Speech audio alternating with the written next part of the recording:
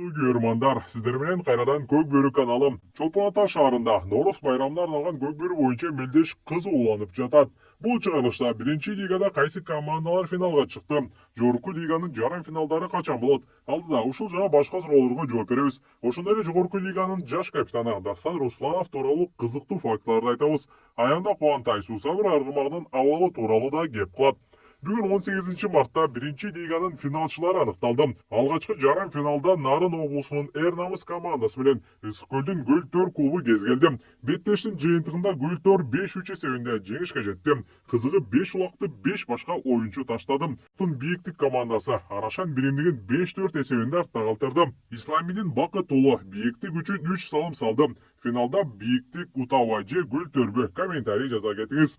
Эртең 19 мартта жогорку лиганын жарым финалдык беттештер өтөт. Саат 12:00 Намыс менен Достук күч сынаса, саат 13:10 Шахтер менен Ынтымак ойнойт. Финалда кайсы командаларды күтөбүз? Пикир калтырыңыз. Нарындан чыккан жылдыздуу улакчы Дастан Русланов тууралуу кызыктуу фактыларды айтып беребиз.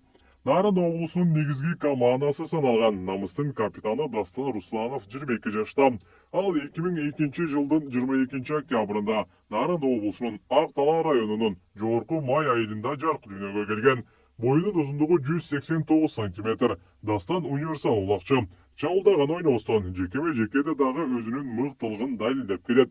Үй бүлөдө 3 бир туугандын ортончусу. Өзүнүн маегинде кичинекей кезинен эле атка жакынмын. Эртеден кечке ат минип жүрчүмүн деп айткан. Атасы башынан баштап анын улакчы болгонун колдоп келет. Ал эми апасы башында каршы болчу.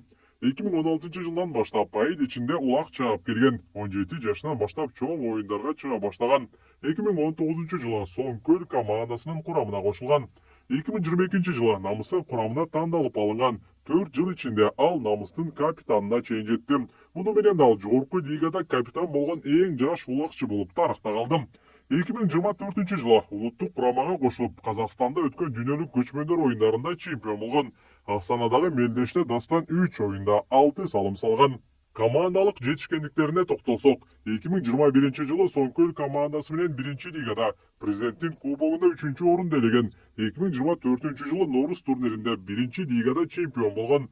2025 жылы Эгемендүүлүк кубогунда жогорку лигада 3-орунду ээлеген. Жеке жетишкендиктери 2023 жылы Көк Бөрү Федерациясынын версиясы боюнча жылдын ачылышы деген сыйлыкка ээ болгон.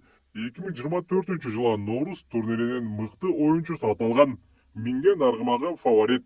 Дастан Руслановго Сары Өзөн, Достук, Мурастан сунуштар түшкөн. Бирок оюнчу Намысты чемпион кылам деген кыялын ишке ашырууга аракет кылууда.